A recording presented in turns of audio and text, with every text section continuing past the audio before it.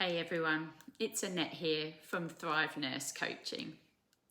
Before I start today's video, I just want to give a gentle trigger warning. I'll be talking about experiences involving physical and sexual violence, workplace bullying, and mental health struggles. If that feels heavy today, please take care of yourself and come back to this when you're ready. I want to talk about resilience and what it really means. Because resilience isn't about being unbreakable. It's about finding a way to piece yourself back together again and again, even when life keeps testing you. During the pandemic, I started noticing how people's resilience was being crushed, not just by the pandemic itself, but by the weight of everything that came with it, the isolation, exhaustion, and uncertainty.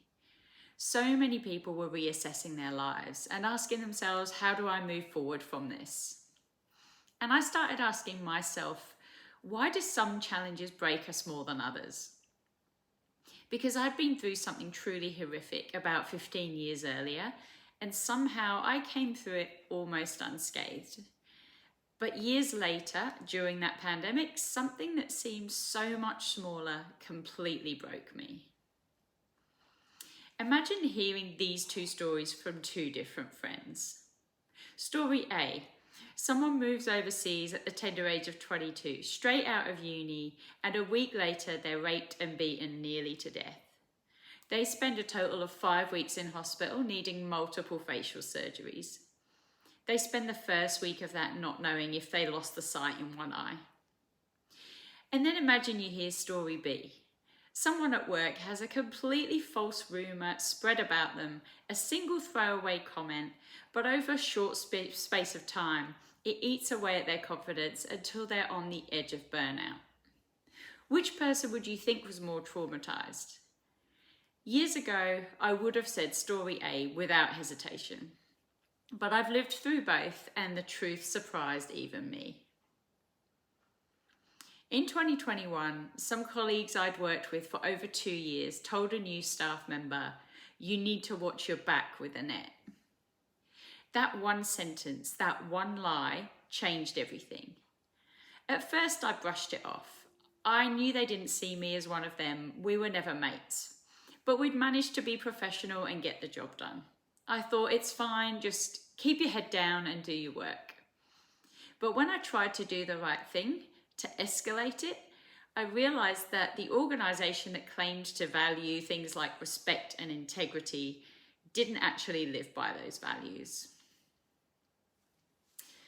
Weeks went by, no updates, no accountability, yet I was still showing up every day, smiling, performing, but inside I was breaking. When I finally asked for some genuine help, I wasn't offered support, I was offered a demotion. Permanently.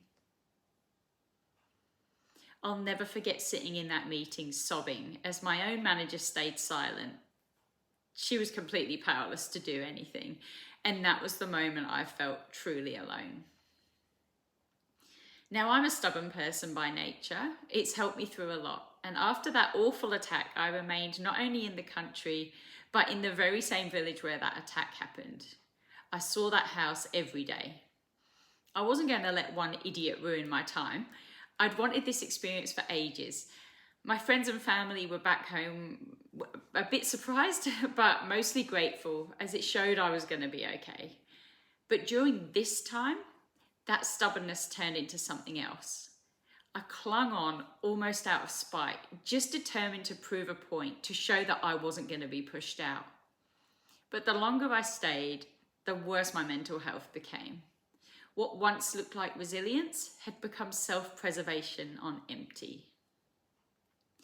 And yet 15 years earlier, I'd gone through something unimaginable. A violent assault overseas. I was hospitalised for a month, had 3 reconstructive surgeries, gave police statements through interpreters, and somehow I recovered. When I think about what got me through that, it wasn't some inner strength. I mean, sure, I'm not saying I didn't have any inner strength, and sure, I had some built-in resilience and stubbornness, but what helped me to stay there and see out my time? It was the people around me. the kindness of strangers, the nurses, doctors, and locals who barely knew me but treated me like family. That support gave me the resilience to go back to that same village, walk past that same house, and keep living. That's when I realised resilience doesn't exist in isolation. It's built on connection and on being seen, believed, and supported. Fast forward to 2021, when I was at my lowest. I'd applied for another nursing job, honestly thinking I had no chance. The interview was online, everyone had masks on, and I'd just started antidepressants, so I felt detached and foggy and just not myself.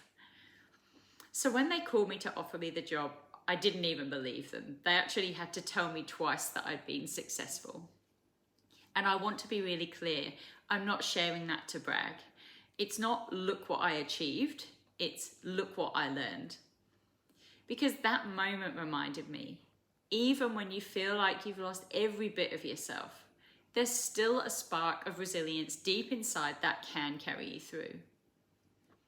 That new role and that new team helped me see that I was never the problem. I realized that sometimes resilience slips, even for the strongest people, and that doesn't mean you failed. Maybe I expected too much from the organization and not enough from myself. Or maybe I just forgot that resilience needs community, not just willpower. The truth is that painful chapter pushed me towards what I do now. It showed me why nurses who give so much of themselves need support too. Why they need safe spaces to process, rebuild, and thrive again. So if you've ever doubted your resilience, if you've ever wondered why something small could break you, even when you've survived worse, please know it's not about toughness. It's about timing, support, and being human. Sometimes your greatest growth happens right after your greatest breaking point. Thank you for listening to my story. If it resonated with you, please share it. And if you're a nurse who's struggling, know that you're not alone. That's why I created Thrive Nurse Coaching, to help nurses find clarity, confidence, and courage again, no matter what you've been through. If you found this helpful, please like and share with anyone who might need to hear this today. Subscribe to my channel and Instagram for more nurse career stories, mindset tools, and tips to thrive in your profession. Don't forget to hit the notification bell so you know whenever I upload a new video. Please remember, resilience isn't about doing it all alone. It's about finding support, clarity, and the courage to keep moving forward. See you in the next video.